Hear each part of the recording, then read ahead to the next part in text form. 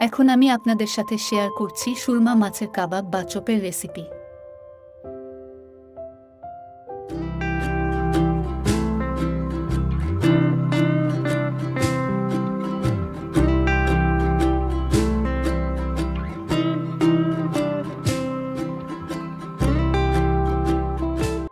এই রেসিপিটা করে নেওয়ার জন্য প্যানে জল নিয়ে দিয়ে দিচ্ছি লবণ। গরম জলে নুন হলুদ মাখিয়ে নেওয়া মাছগুলো দিয়ে দিচ্ছি।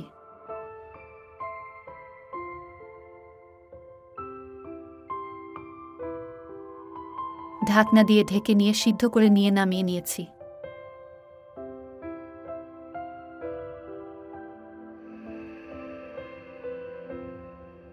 মাছগুলো থেকে কাঁটাগুলো ছাড়িয়ে নিয়ে মাছগুলো হাতের সাহায্যে এরকম করে নিচ্ছি।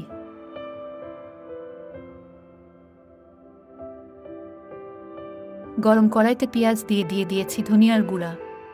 পেঁয়াজ আর রসুন বাটার সাথে দিয়ে দিয়েছি কাঁচামরিচ। দিয়ে দিচ্ছি পুদিনা পাতা কুচি। টেস্ট অনুযায়ী দিয়ে দিচ্ছি লবণ। দিয়ে দিচ্ছি শুকনা মরিচের গুঁড়া। সিদ্ধ করে থেতু করে নেওয়া আলুর সাথে মাছগুলো দিয়ে মিডিয়াম লো আঁচে ভেজে নিচ্ছি।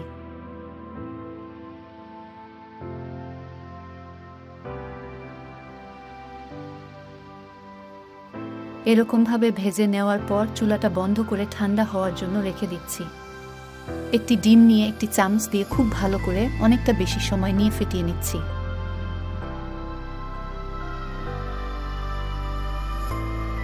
হাতের সাহায্যে যতটা সম্ভব খুব ভালো করে চটকে নিচ্ছি।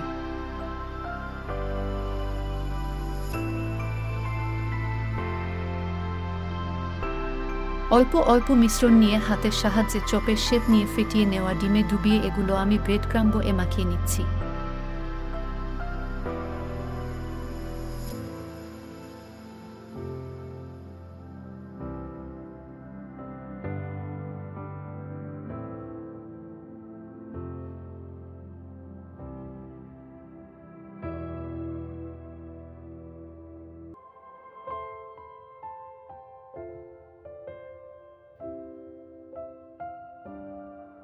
একই রকমভাবে সবগুলো চপ আগে শেপ নিয়ে নিচ্ছি।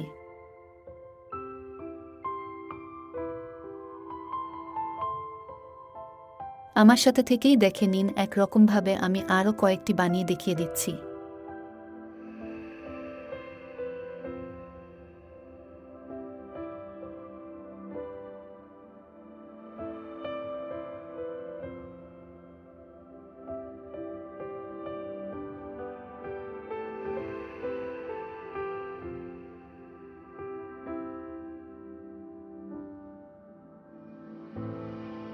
চপগুলো ঠিক এরকমভাবে রেডি করার পর এগুলো এখন আমি নর্মাল ফ্রিজে 1 ঘন্টার জন্য রেখে দিব। গরম তেলে চপগুলো দিয়ে দিচ্ছি। চুলার আঁচটা কিন্তু বাড়ানো যাবে না, মিডিয়াম লো আঁচে রেখেই এই চপগুলো করে নিতে হবে। চুলার আঁচটা কিন্তু খুব বেশি বাড়ানো যাবে না, মিডিয়াম লো আঁচে রেখে উল্টিয়ে পাল্টিয়ে পাকোড়াগুলো আমরা খুব ভালো করে ভেজে নিচ্ছি।